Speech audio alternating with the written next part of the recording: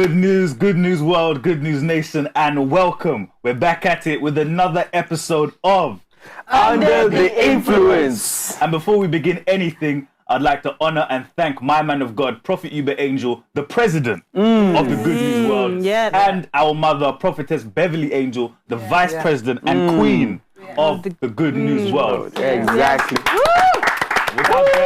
Without them, Campus Cry would not be in existence.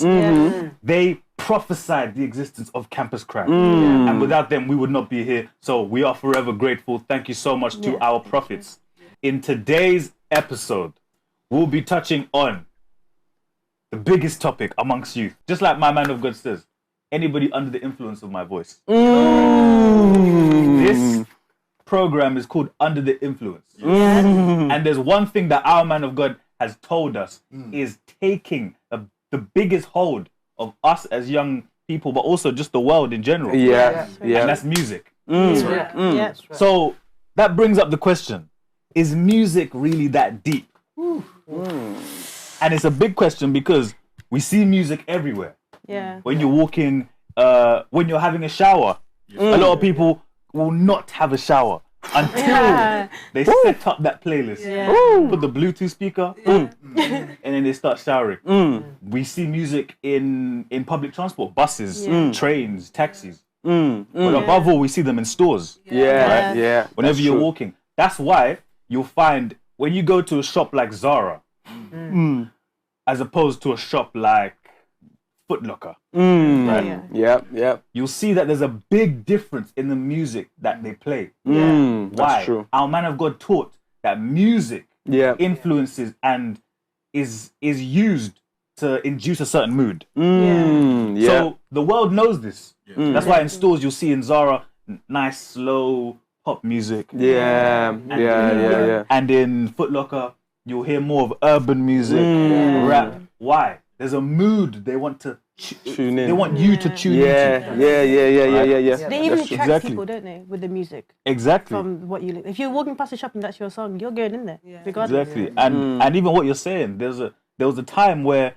there was a few stores like JD, they would have a DJ in there. They would literally have, like it's a club. DJ, a whole DJ just with to buy the trainers. But you know, actually, speaking of that, there's a co-op in London, and they've got a DJ in the co-op. A grocery store. In the grocery store. Just minding your own business. Oh my God. Definitely down south, isn't it? Definitely down south. Yeah, it has to be. And even what you like, the examples that we're talking about, that goes to show and that backs up what our man of God mentioned about a particular scripture in 1 Corinthians. It says that there's no language that's without meaning. But now when we look at music, just like our man of God dissected and said, music itself is a language. When we look at music, it's a composition of sounds. Language is a composition of words and sounds. So music and language, exactly the same thing. And the Bible says that there's no language without meaning. So it's so deep how every music has a meaning. And the things people like to casually say that music is not that deep, but music was one of the first departments that God created, ministries that God created. And even when we look at the ministries that he created, so you've got the seraphims as the first tiers of angels, and then the second you've got where Lucifer actually was, because he was a cherub. So he was that close to God. That's how close he was to have that connection, to be a second tier angel from God, because he was a worshipper, because of music. Exactly. But if you look into actually Lucifer himself, when he was created, he was created with musical instruments within him. It says in Ezekiel 28:13 about how he had the tambourine, which is tambourine, which you use nowadays, pipes, piano. So imagine we're using these musical instruments, and that's all from the devil himself, Lucifer, created within him. So when he makes a sound, music is coming out. Imagine when he coughs, sneezes, music is coming out. Exactly. It's that deep. And you know what? Like, nowhere in the Bible speaks about Lucifer's position, right? Because he was the master of music. That's right. It doesn't speak about his position being taken away or even being replaced. That's right. Yes. So being replaced. So it just shows you how much how good he was in his position. Yeah, they couldn't Right? find a replacement. Yeah. They couldn't find a replacement. Yeah. That's how good. Exactly. To To this day. To this day. Imagine. Must have vocal Now system. Now the devil actually, he will only use music to worship. Okay. Now just imagine. So he was not going to worship God. He's only going to worship himself. Yeah. See, now you see the huge influence he has on this earth. You see things like secular music. So what is it actually worshiping? It's talking about sex, money, drugs, violence, all these things. Give me an example of a song. What about that one you're listening to earlier? But they did have that era of, R. Kelly babies. Where they just literally, people who listen to R. Kelly because they, had children from that time. Imagine, just to have children, you would listen to a certain artist, certain artist that you call now that you are one of their babies. Please, stay away from me, because that's something. Exactly, Prophet mentioned that. Yeah, exactly. he did. That if you need music To stimulate you. to stimulate you, Something's gone wrong. something's gone wrong. There's an error. There's an error there. There's a serious error there. Yeah, definitely. He actually speaks about music, how it's a highway and a byway. Mm. So yeah. imagine you're listening to secular music, which pertains to violence, drugs, money. So what are you trafficking into yourself? What are you trafficking? Yeah. Now just imagine. I remember when I was reading The Money's Coming, Prophet actually speaks about employing the sound waves to actually allow money to be transported to you. So it's a system Wow, which that's you Wow, employ. yeah. That's So if you're employing violence, what's Yeah. going to happen to you? You're only going to you're only going to show that. true.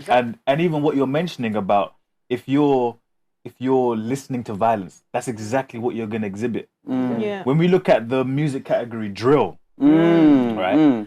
The actual origins of drill is from where? Chicago. Yes. Now, when we look at Chicago, Chicago actually gave itself a nickname. Right? Chirac.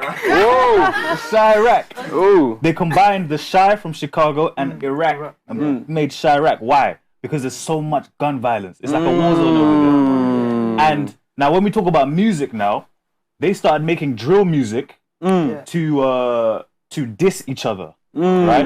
And to boast about their criminal activities. Then that became a worldwide phenomenon. So that's how now you get UK drill, you get, there's even French. Afro drill. Wow. There's a lot of drill. Now, Yeah. exactly. Now, one thing that our man of God has taught us is the meanings of each and every genre name, right? Yeah. And he mentioned that genres like hip hop, Oh, yeah. Oh. hip hop. Yeah. You know what he said? He said, "How can you call Gospel hip hop. yeah, Gospel hip hop. yeah? How can What that be is that? gospel hip hop when hip hop derives from the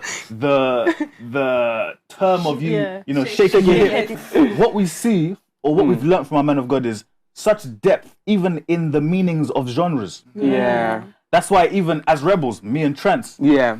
myself and Trent, as members of the music group, the Good News music group, Yes. Rebels, Come on. we can never call ourselves gospel drill artists. No. Because Never. the term drill, just like I explained, derives from violence. Even the word drilling, when you're talking about the word drill in terms of slang, drilling is simply going to another hood and shooting up the hood. Yeah. That's yeah. what going on a drill means. Yeah. So we can never call ourselves gospel drill artists. No. Yes, No way. The epitome of the music that we make as gospel artists is for worship. Worship. Yeah. That's Just it. like Prophet mentioned, there's gospel music that uplifts ourselves, but then there's also gospel music that uplifts God. God. Yes. Exactly. So it's a big thing. And what you're saying about how music traffics spirits, music plays or is actually a highway for angelic spirits and also for demons. Yeah. Right? So depending on what you're listening to,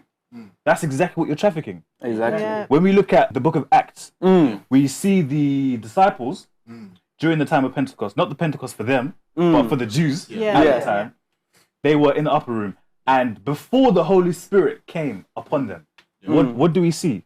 Sound. Exactly. The Bible says, and there was a sound, right, that filled the room.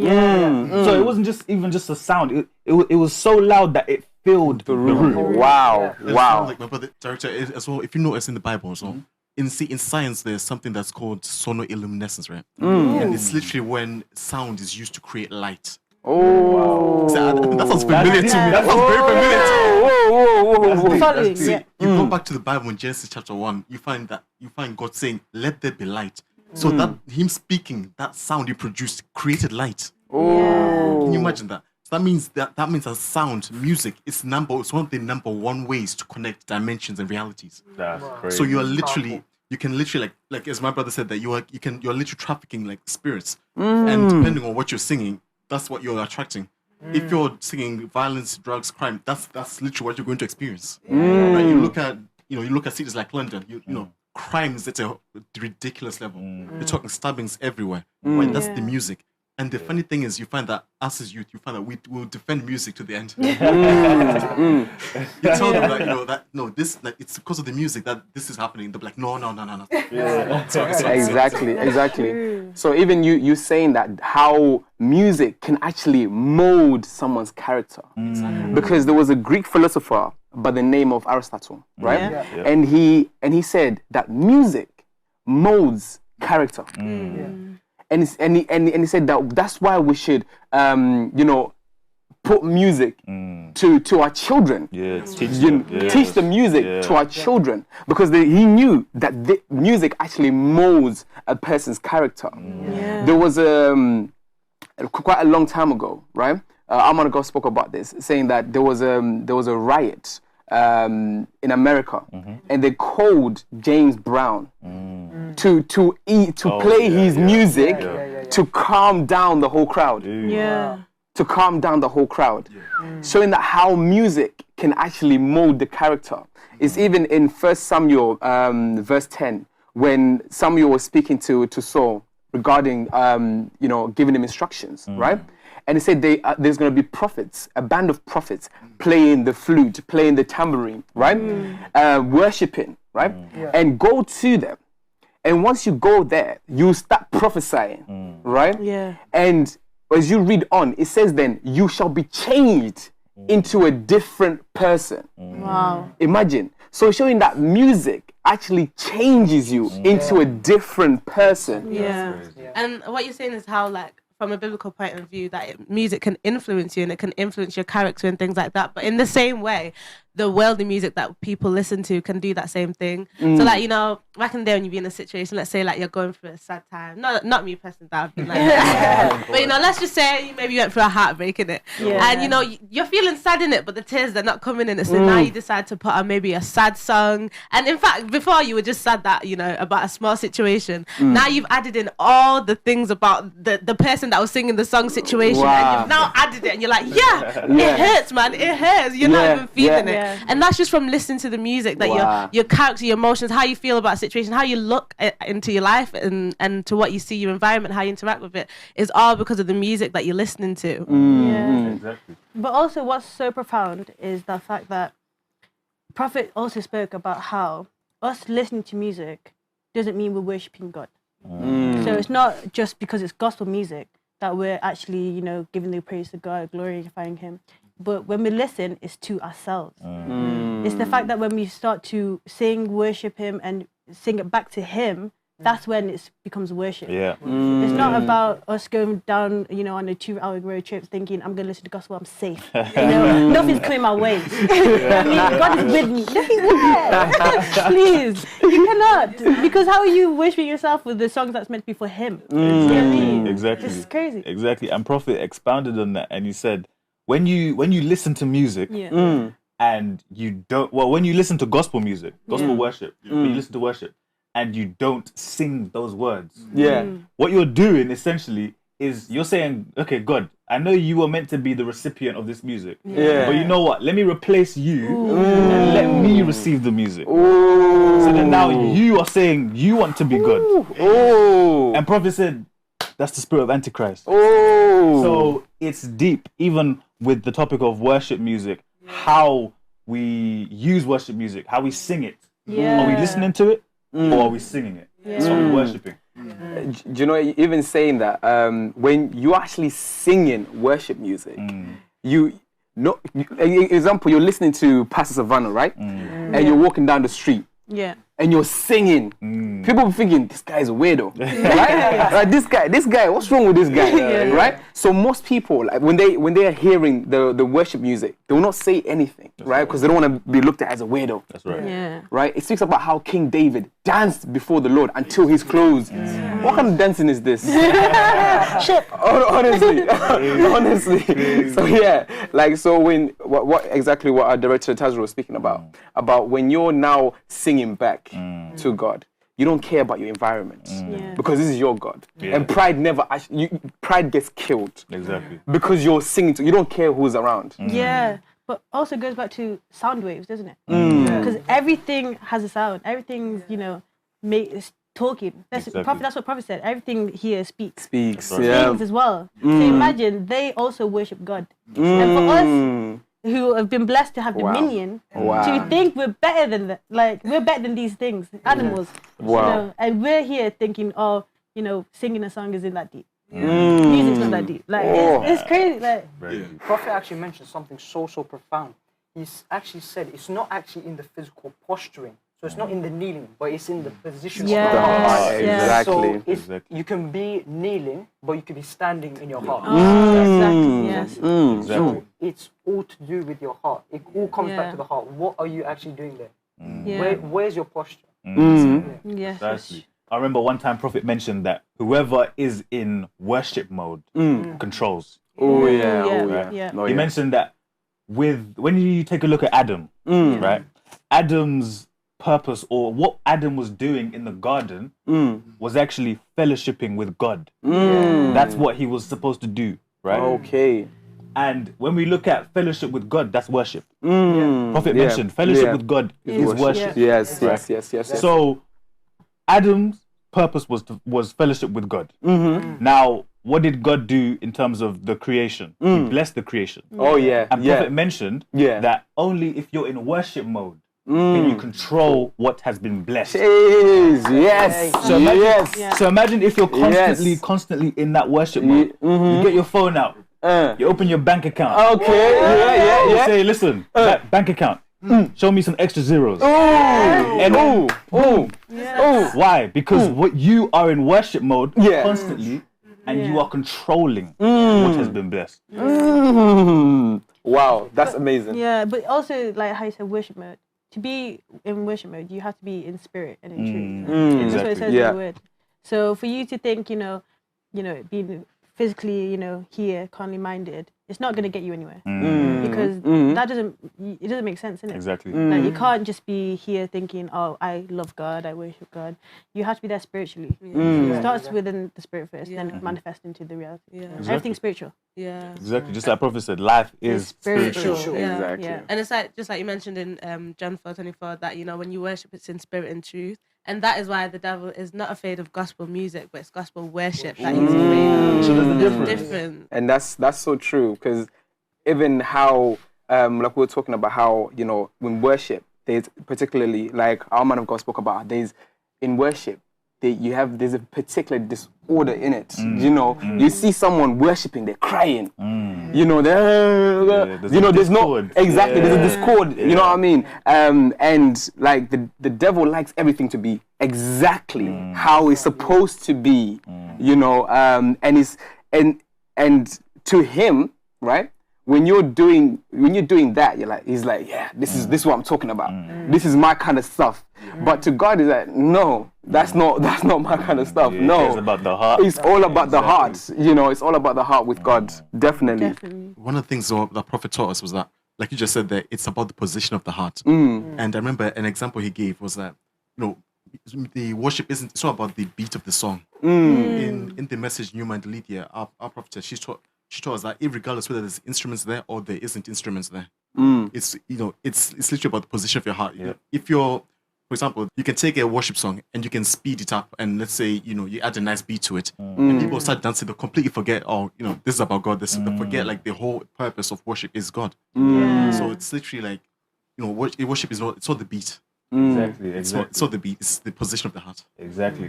Prophet did mention that about the beat and the tempo. Yeah. He said that praise and worship, if he asks, sing a praise song, a lot of people think that they should sing a fast song. Yeah. And then when it comes down to worship, it should be slow. Yeah. But he explained that, no, that's not the case. No. It's about your position of the heart and also what you're singing. Yeah. That determines whether something is worship. Exactly. So that is a major point in terms of music. Yeah. And as well, going back to what my brother Trans said, with worship, it's not congregational. It's an individual thing. Yeah. So which means when you're in the mode of worship, it's impossible for you to be harmonizing with the next person next to you. Because it's individual. So you're not trying to match with them. You're not trying to be perfect. You're not trying to be in key. You're in that mode. It's just you and God. It's an intimate moment. That's it. It's just imagine like how you said behavior. You have music therapy, Like you actually have people who go and listen to music for help. Yeah, imagine. Not even just because you're violent. You have help with this stuff. So you have like obviously therapy with other types of speech and all that. But imagine music. That's how deep it is. No one actually gets it though. Wow. And as well, if you go when you go on planes, you find that they play that sweet music to the point where they can literally tell you like, your plane's been delayed by some few hours. You don't get angry. You're like, what can you do? You're like, you don't realize that it's the music that's calming you down. Like, exactly. Relax. But even on the phone calls, when you get a phone call and you're on a business call and then it goes off and you have that music in the background because they want you to wait. Yeah. Imagine. And even supporting the point of you saying that there's a meaning behind why certain people choose certain music in certain environments. Prophet once mentioned that in a club he found out that why they play certain music without any lyrics, why they play that kind of music and they have flashing lights.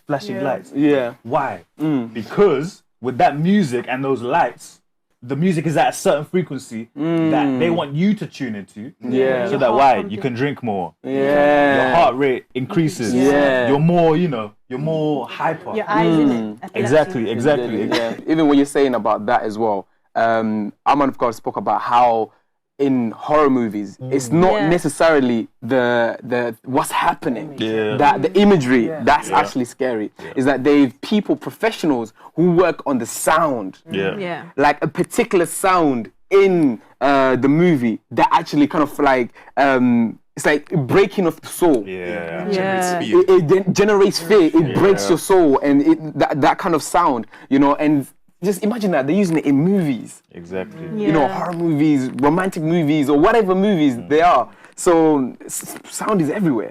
Imagine that though, paying to be afraid.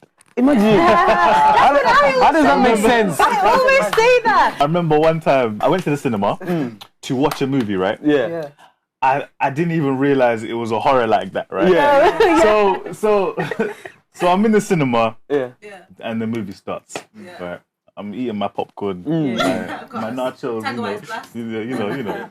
and I'm starting to realize, wait, this movie is a horror movie, like them horror movies.